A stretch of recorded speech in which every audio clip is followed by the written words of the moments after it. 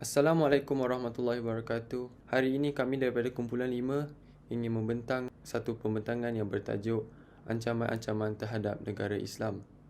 Sepanjang pembentangan ini kami akan menerangkan tentang ancaman liberalisme terhadap Islam, ancaman sekularisme terhadap Islam dan akhir sekali ialah ancaman feminisme terhadap Islam. Sebagai pendahuluan, kumpulan kami ingin memberikan anda sedikit konteks tentang pembentangan kami pada hari ini. Iaitu ialah ancaman terhadap negara Islam pada hari ini semakin lama menjadi sebuah wabak yang berpenyakit di kalangan masyarakat. Ini adalah disebabkannya wujudnya ideologi barat yang merosakkan fikiran anak-anak muda. Tapi kita tidak dinafikan bahawa zaman era digital ini dapat memberikan kelebihan kepada umat Islam, tetapi ia juga membawa kepada keburukan terutamanya pada golongan yang jahil, di mana seseorang itu mudah dipengaruhi. Dan ini merupakan satu perkara yang sentiasa mengugut keamanan Islam di dalam sebuah negara. Antara fahaman tersebut ialah wujudnya liberalisme, sekularisme dan juga feminisme. Liberalisme ini merupakan perkataan yang bermaksud kebebasan. Perkataan liberal ini juga diambil daripada perkataan Latin yang membawa maksud kepada kebebasan atau arti kata lain bukan hamba. Sejurus dengan itu, perkembangan ideologi ini telah mendorong kepada zaman Renaissance, di mana zaman kebangkitan masyarakat Eropah daripada zaman kegelapan Eropah. Zaman ini merupakan titik permulaan di mana pemikiran rakyat telah dimanipulasi dan dipengaruhi oleh dari segi agama. Seorang ahli keagamaan daripada pelajar di Jerman yang telah mewujudkan tentang konsep liberalisme ini demi menentang dan memperjuangkan hak kebebasan individu oleh kerana konflik yang berlaku pada zaman kegelapan Eropah, di mana terdapat segolongan ahli keagamaan yang menggunakan terma civil indulgence sebagai solusi kepada rakyat mereka bagi melunaskan dosa-dosa mereka untuk menjual sijil tersebut kepada masyarakat mereka. Terdapat beberapa kelompok jenis yang telah menjadi lebih banyak jenis yang spesifik untuk hal liberalisme ini. Antaranya yang pertama adalah liberalisme dari segi politik.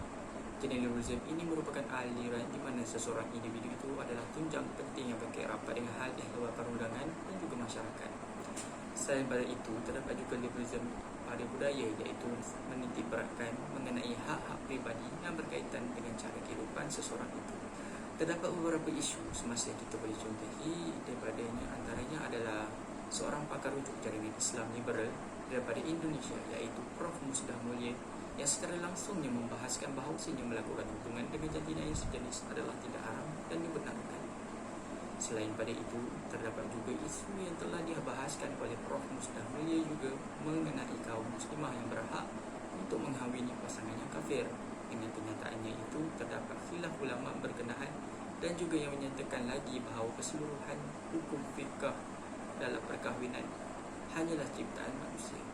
Prof. Musdah Mulia ini memberikan sokongan dan sebab terhadap kenyataan itu hanya berlandaskan suatu ayat semata-mata, iaitu rahmatan lil alamin, yang bermaksud rahmat bagi seluruh alam.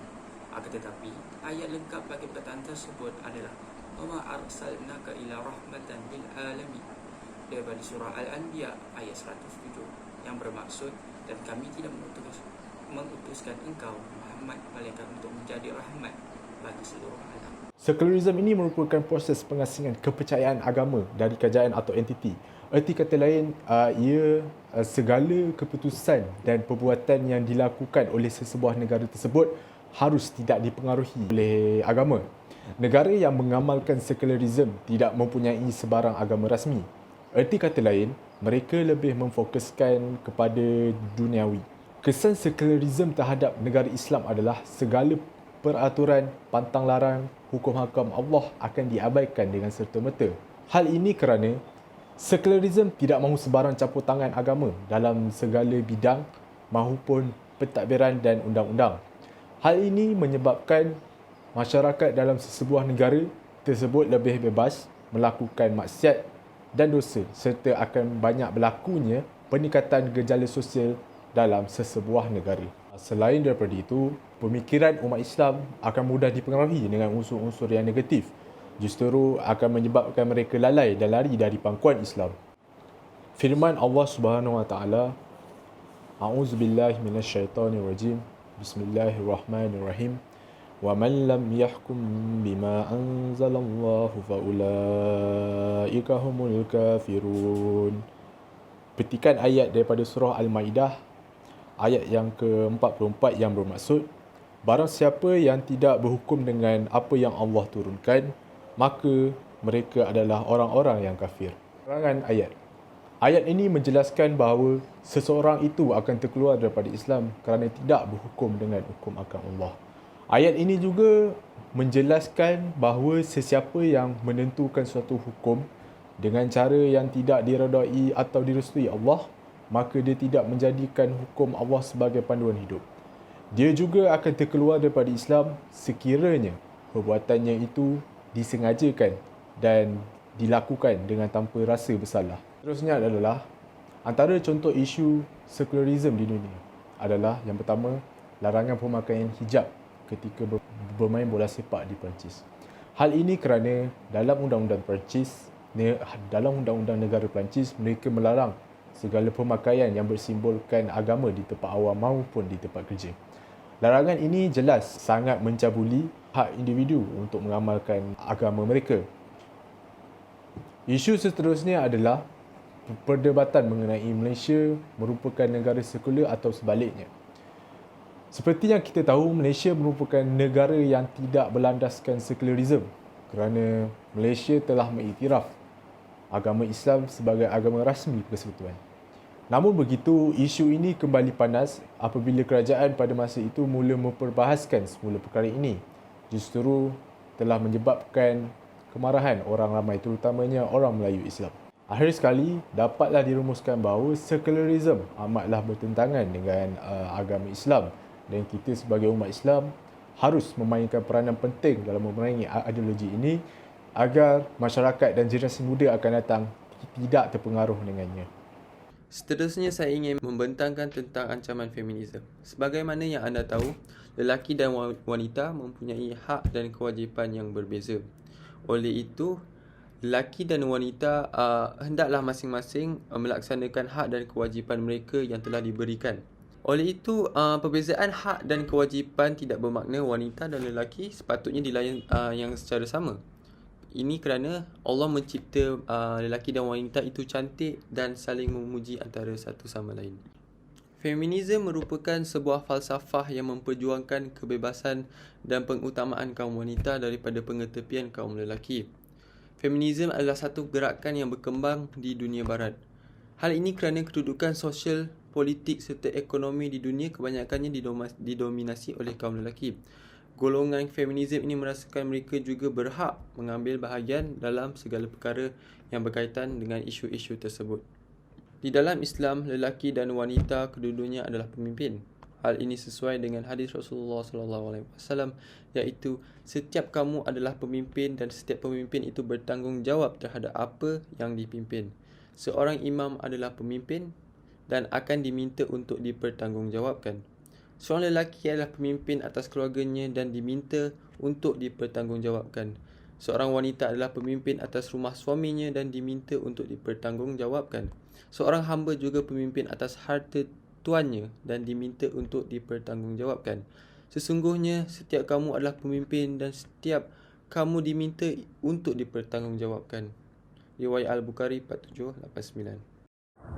Idea persamaan hak untuk lelaki dan wanita ini juga akan memberi kesan kepada struktur undang-undang keluarga sehingga mereka menggesa larangan poligami kerana ia adalah satu ketidakadilan kepada wanita. Begitu juga gerakan ini meminta agar undang-undang perkahwinan antara pelbagai agama diubah atas dasar kesaksamaan jandina kerana perkahwinan berdasarkan agama menurut gerakan ini adalah bertentangan dengan idea persamaan hak. Begitu juga, gerakan feminis mendakwa bahawa perkahwinan ijab dan kabul boleh dilakukan oleh lelaki dan wanita. Terdapat satu isu di mana pernah ada perkahwinan yang dilakukan oleh seorang wanita dalam masyarakat Islam liberal di India dengan seorang guru kadi wanita dan seorang saksi wanita. Hal ini sangat bertentangan dengan agama Islam yang jelas menyatakan rukun perkahwinan ialah wali serta saksi wajiblah lelaki. Golongan wanita tidak seharusnya iri hati terhadap peranan yang khusus hanya diberikan oleh kaum lelaki. kerana golongan wanita juga diberikan peranan yang tertentu. Contohnya menjadi ibu yang merupakan antara tugas yang berat seperti kepayahan mengandung serta kepayahan untuk melahirkan anak. Allah Subhanahu Wa Taala juga berfirman di dalam surah An-Nisa ayat ke-32. Dan janganlah kamu iri hati terhadap apa yang dikurniakan Allah kepada sebahagian kamu lebih banyak dari sebahagian yang lain. Kerana bagi lelaki ada bahagian daripada apa yang mereka usahakan, dan bagi para wanita juga ada bahagian dari apa yang mereka usahakan. Dan mohonlah kepada Allah sebahagian dari kurnia-Nya. Sesungguhnya Allah Maha mengetahui segala sesuatu. Maka golongan wanita tidak perlu merasakan mereka kurang atau tidak setanding dengan golongan lelaki. Dalam hal ibadah juga, Islam tidak membezakan lelaki atau perempuan. Lelaki dan perempuan akan dihitung amalan mereka secara sama rata, sama ada mendapat pahala ataupun dosa. Dengan ini, feminisme merupakan perkara yang tidak wajar untuk diperjuangkan dalam Islam. Hal ini kerana agama Islam telah meletakkan garis panduan yang jelas bagi peranan lelaki dan wanita dalam kehidupan. Mereka tidak seharusnya melanggar perkara yang diletakkan di dalam Islam dengan sesuka hati menentang peranan yang khusus disediakan untuk golongan lelaki. Contohnya menjadi wali dalam perkahwinan. Kesimpulannya, pada era globalisasi kini, terdapat pelbagai jenis ancaman yang mampu mendatangkan kemudaratan kepada agama Islam. Ianya boleh berlaku sama ada secara langsung maupun tidak langsung. Liberalisme, sekularisme dan juga feminisme adalah antara contoh-contoh yang serius yang sedang berlaku dalam masyarakat negara-negara Islam pada masa kini. Sebagai mukmin, untuk berjaya di dunia, ilmu itu sangatlah penting dan setiap perkara yang baharu hendaklah dikaji dan diselidik secara teliti terlebih dahulu bagi mengelakkan sebarang perkara yang dapat melanggar hukum serta syariat Islam.